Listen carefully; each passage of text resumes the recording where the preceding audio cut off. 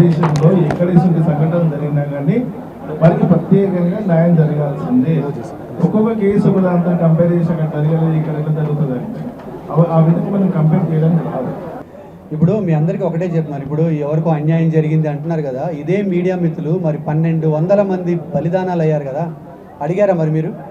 కాంగ్రెస్ నేను ఎప్పుడు ఇల్లేదే, కాంగ్రెస్ని అడిగారా? బీఆర్ఎస్ని 10 సంవత్సరాలు అడిగారా? మరి అడగరు. అంటే మీకు పవన్ కళ్యాణ్ అంటే ఒక ఏదో అడగాలి, ఎవరో చెప్పారు అడగాలి. ఐ రెస్పెక్ట్ మీడియా, చదువుకున్న వాళ్ళు, మీడియా వాళ్ళు చాలా చదువుకున్న వాళ్ళు. మీడియా వాళ్ళు కూడా రాజకీయాల్లోకి రావాలి అని కోరుకునే ఒకే ఒక వ్యక్తి పవన్ కళ్యాణ్ గారు.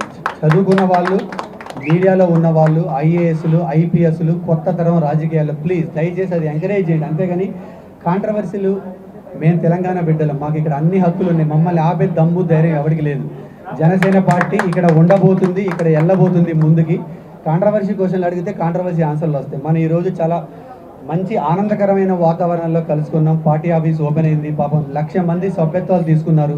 వాళ్ళందరూ రాలేకపోయారు, కొంతమంది వచ్చారు. ఉన్న దాంట్లోనే స్పేస్ ఇస్తున్న వాళ్ళకి. సో దయచేసి మీడియా మిత్రులందరికీ మరొకసారి నేను ధన్యవాదాలు తెలుపుకుంటూ థ్యాంక్ యూ సో మచ్. ఏదన్నా మా వరకు తప్పు జరుగుంటే ప్లీజ్ క్షమించండి ప్లీజ్.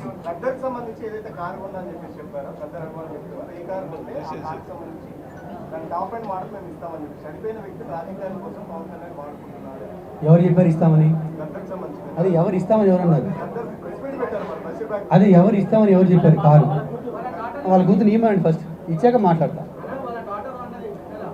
అదే ఆమెనే ఇవ్వనండి, ఇచ్చిన తర్వాత మాట్లాడదాం. ఏది కాదు ఇది, అది జరిగింది. ఏం జరిగిందో ఆ ఇద్దరు వ్యక్తుల మధ్య జరిగింది. అది గద్దర్ గారికి తెలుసు, మా అధ్యక్ష వారికి తెలుసు.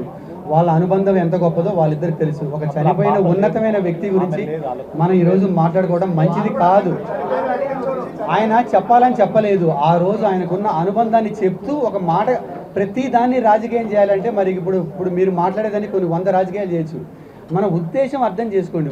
ఆయన ఉద్దేశంలో ఆయనకున్న అనుబంధాన్ని చెప్పుకుంటూ చెప్పాడంతే.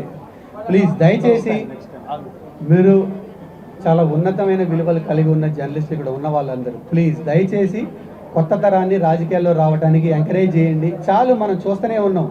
రాజకీయాల్లోకి వచ్చినప్పుడు ఎలా వచ్చారు, ఈరోజు ఒక్కొక్కరు ఏం చేస్తున్నారో చూస్తూనే ఉన్నాం. ఇంకెంతకాలం మారుద్దాం. మీరు మారితే మేము మారుతాం, మేము మారితే మనందరం మారుతాం. Please this is my request. Thank you so much.